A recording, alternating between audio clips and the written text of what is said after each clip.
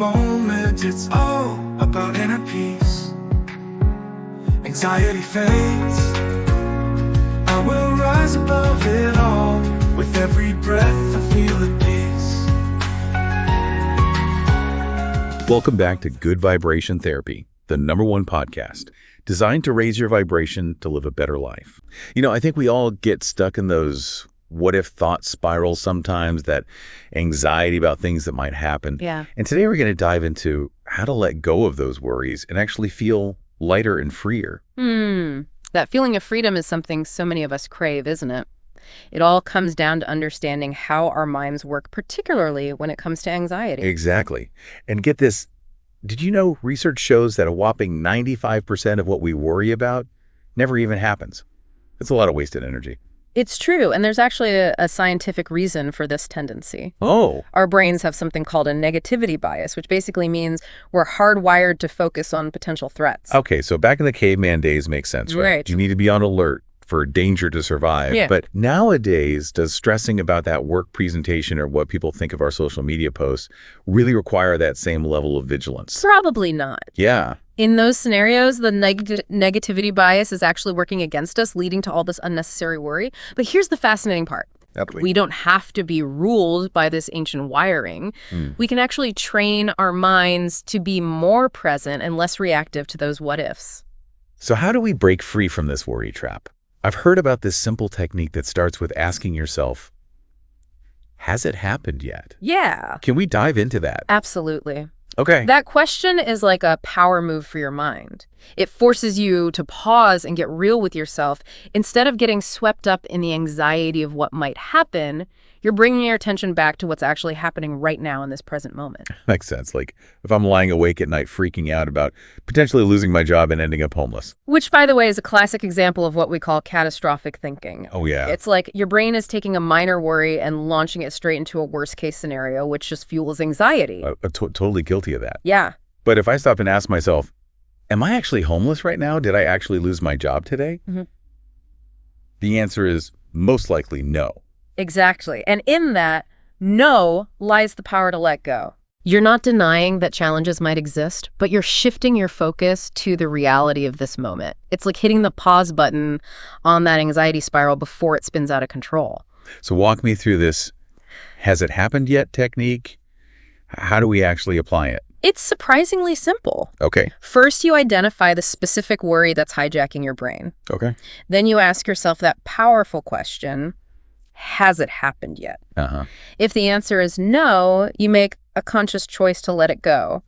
At least for now, don't give it more mental real estate than it deserves. Okay, I'm following so far. But what if the answer is actually yes?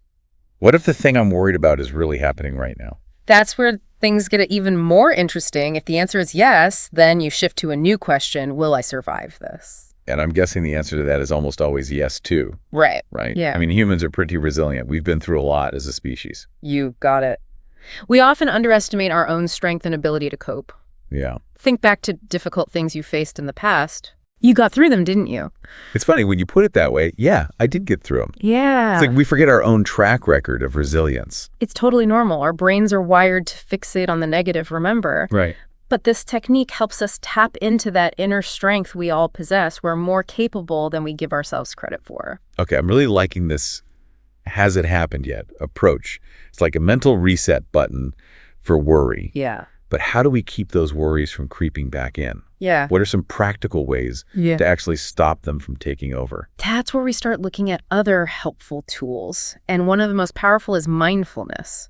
Mindfulness as a tool to combat worry. It sounds a little woo-woo, but it's actually backed by a lot of science. Okay, I'm intrigued. Break down mindfulness for me. How does it actually work? Think of mindfulness as a way of training your mind to stay present, focused on what is happening right now. Worry is all about projecting ourselves into the future, getting tangled up in those what-ifs. Mindfulness helps us step out of those mental time travels and just be here now. That makes sense. So instead of dwelling on what if I mess up that presentation, mindfulness is about bringing my attention to what's actually happening in this moment. Like, I don't know the feeling of my feet on the floor or the sound of my breath. Exactly. And the amazing thing is there are tons of simple ways to cultivate mindfulness throughout your day. You don't need to sit on a mountaintop meditating for hours. Even just taking a few minutes to focus on your breath can make a difference. Okay, that feels more approachable. Yeah. But how does focusing on my breath or my feet actually help with worry?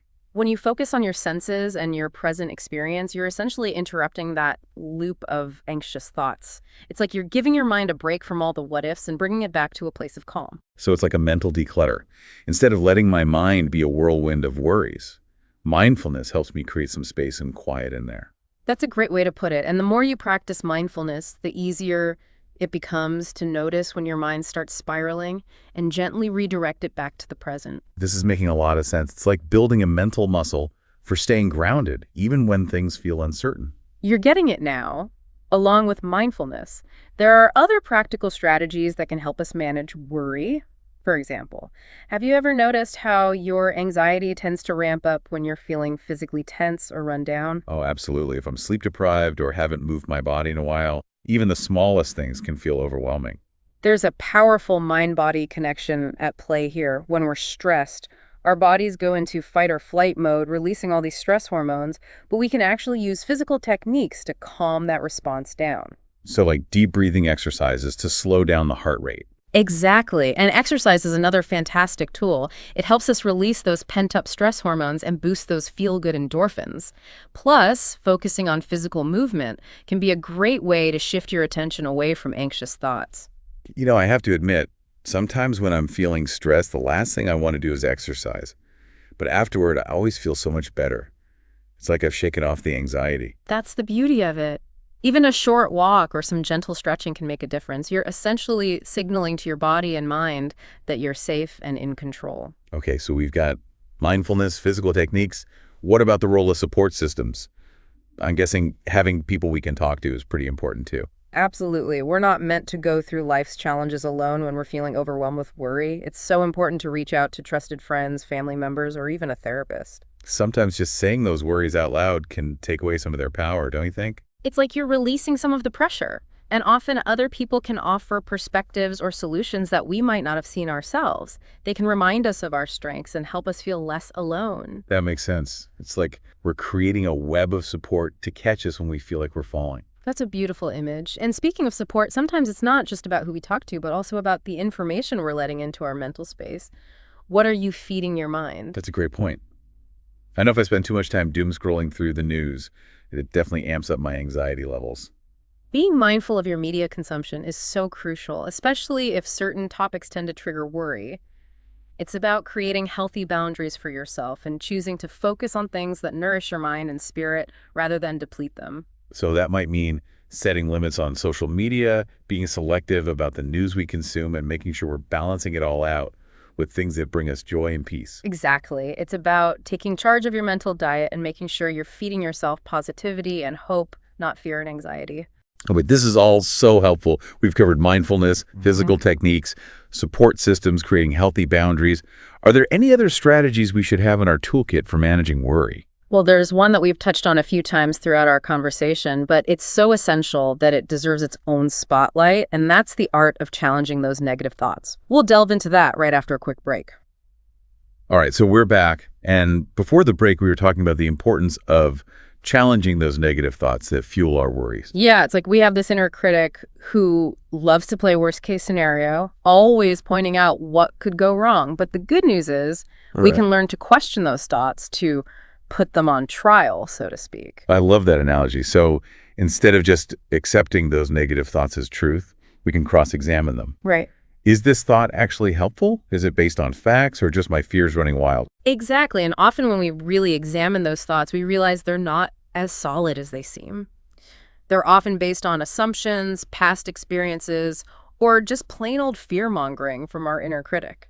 So how do we actually challenge those thoughts? What are some practical steps we can take? One helpful technique is to reframe those thoughts. Okay. Let's say you're worried about an upcoming presentation. Your inner critic might be screaming, "You're going to mess up. Everyone will judge you."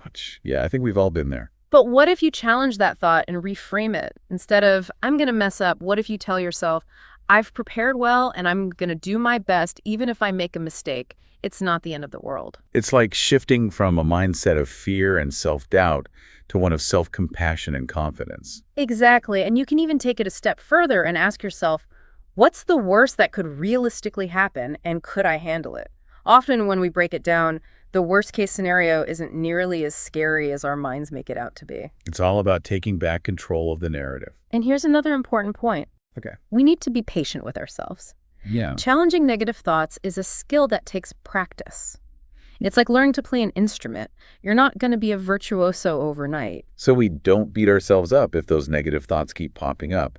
We just gently redirect our attention back to more positive and realistic thoughts. Exactly. It's all about progress, not perfection.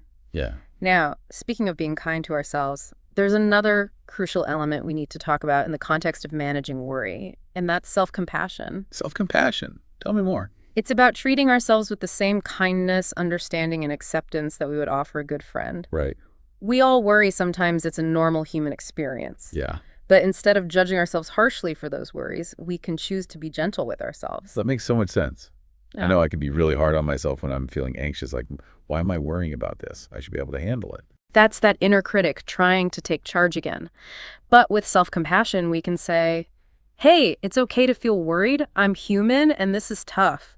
We acknowledge those feelings without judgment and offer ourselves support and encouragement. It's like giving ourselves permission to be human imperfections and all. Exactly. And you know what's really interesting? When we cultivate self-compassion, it actually makes it easier to manage those difficult emotions. It's like we create a space for them without letting them consume us. So self-compassion isn't about weakness or giving in to our worries. It's about strengthening our ability to cope with them. Precisely. And, you know, there's one more tool I want to mention that can be incredibly powerful in combating worry and cultivating self-compassion, and that's gratitude. Gratitude. I can't listen. Think of gratitude as an antidote to worry. When we focus on what we're grateful for, even small things, it shifts our perspective away from fear and negativity.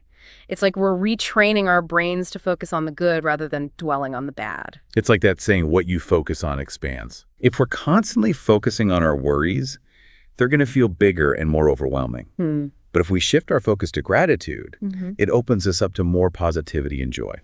That's a great way to put it. And it doesn't have to be complicated. It can be as simple as appreciating a warm cup of coffee in the morning, the beauty of nature, or a kind gesture from a stranger. Those little moments of gratitude can really add up and change our whole outlook. They remind us that even amidst challenges, there's still so much beauty and goodness in the world. And when we're feeling grounded in gratitude, it's a lot harder for worry to take root.